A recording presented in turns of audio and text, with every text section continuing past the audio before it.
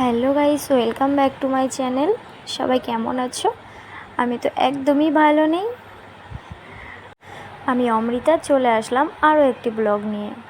আর কিছুদিন ধরেই আমি একটু খুবই ব্যস্তর মধ্যে ছিলাম। এমনিও একটু শরীর খারাপ ছিল, আবারও এক জায়গায় ঘুরতে গেছিলাম। তো ওই কারণে আমি কাউকে একটু সাপোর্ট করতে পারিনি।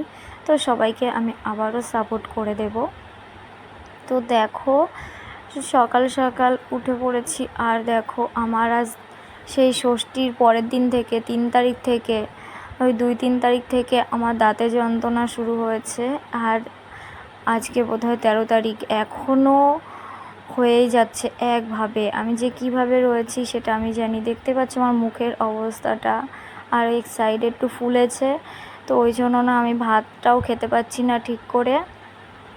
তো এই অবস্থাতেই আমাকে ঘুরতে যেতে হবে। আমি তো ভেবেছি যে ক্যান্সেল করে দেব, কিন্তু কিছু করার নেই। সাথে আমার মা যাচ্ছে, এবার ওই জন্য আমি ক্যান্সেলটাও করতে পারলাম না। এই অবস্থাতেই আমাকে যেতে হবে। তো দেখো, ওই জন্য আমি একটু জল রুটি মানে গোলা রুটি করে খাচ্ছি। তো রান্নাবান্না সব কমপ্লিট হয়ে গেছে। আর এদিকে দেখো, ব্যাগপত্রও গুছিয়ে ফেলেছি। তো সন্ধ্যাবেলায় চলে যাব। তো সবাই মিলে যাব। তো এখন রান্নাবান্না করে খাওয়া দাওয়া করে নিচ্ছি। তো তারপরের ভিডিওটা আমি আর দিতে পারিনি, তো সন্ধ্যাবেলার ভিডিওটা দিচ্ছি। তো দেখো, এদিকে বাস চলে এসছে। আর বাসে আমার যে স্যুটকেসটা, ওটাই সেই ডিকির মধ্যে দিতে বলেছি। তো ওখানেই রাখতে বলেছি, তো ওইখানেই রাখছে। আর দেখো, বাস ছেড়ে দিয়েছে, বাসে উঠে পড়েছি।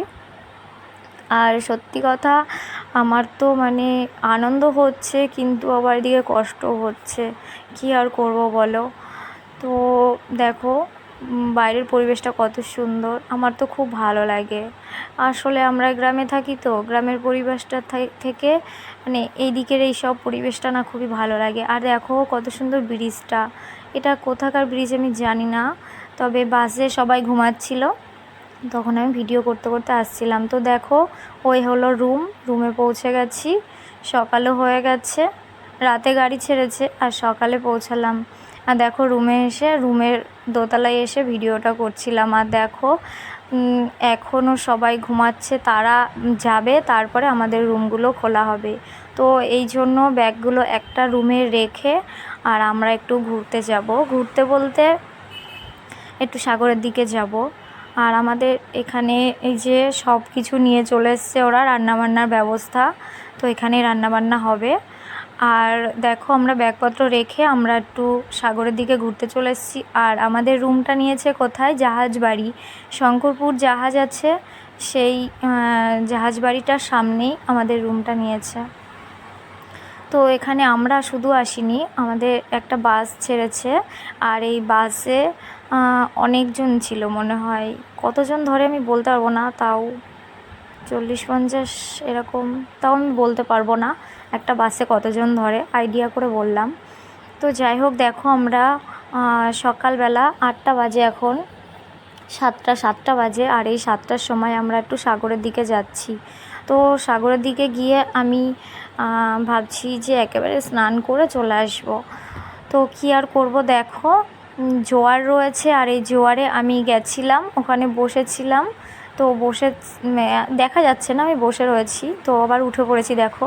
তো ওই সাগরের জলে আমার ঢেউয়ে ঢেউয়ে স্নান হয়ে গেছে।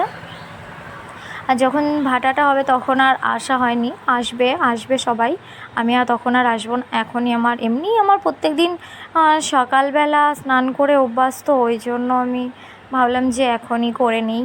তো দেখো, সবাই, মা আছে, আমার মাও এসছে, আমার মা, বড় মা, আরও একটা বউ, একই রুমে আছি। তো তারা ওখানে বসে আছে, আমার হাজব্যান্ড, আমার ছেলে। আর দেখো, আমি বাড়িতে চলে এসে, তো দেখো আমি আবার আর একটা ড্রেস চেঞ্জ করে চলে এসেছি।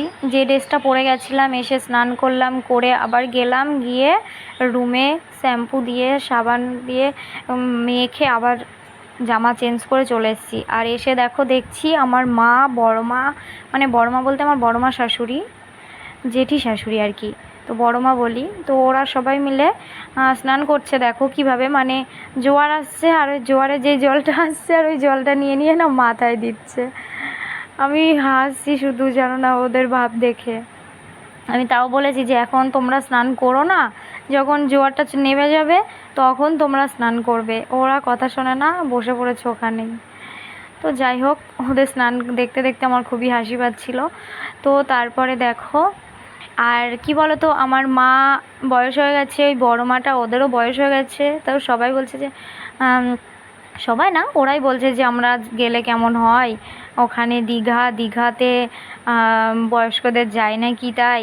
তো আমি বললাম যে এখন দেখো, এখন একটা জগন্নাথ মন্দির হয়েছে, তীর্থস্থান হয়েছে, এখন সবাই যেতে পারে, তাই না বলো? আর এখানে সবাই আসছে, ওই হিন্দু বলো মুসলিম বলো সবাই আসছে, এখানে কোনো অসুবিধা না, সবাই আসছে। আর দেখো এখন যে জোয়ারটা ছিল, জোয়ারটা নেই। আর দেখো কত সুন্দর বালি আর কত লোকজন, এখন তো তাও একটু কম আছে লোকজন, এর আগে অনেক লোকজন ছিল। আমি তাও এখন এসেছি খাওয়া দাওয়া সেরে। খাওয়া দাওয়া বলতে সকালে টিফিন হয়েছে, লুচি তরকারি হয়েছে। আমি না ঘুমাচ্ছিলাম, দাঁত যন্ত্রণা করছিল, আমি আর লুচি পাইনি, তার জন্য আমি আবার পাউরুটি কিনে খেলাম। তো তারপরে আবার খাওয়া দাওয়া সেরে সবাই তারপর চলে এসেছিলাম, এসে আবার বাড়ি ফিরে যাচ্ছি। তো টাটা, বাই বাই।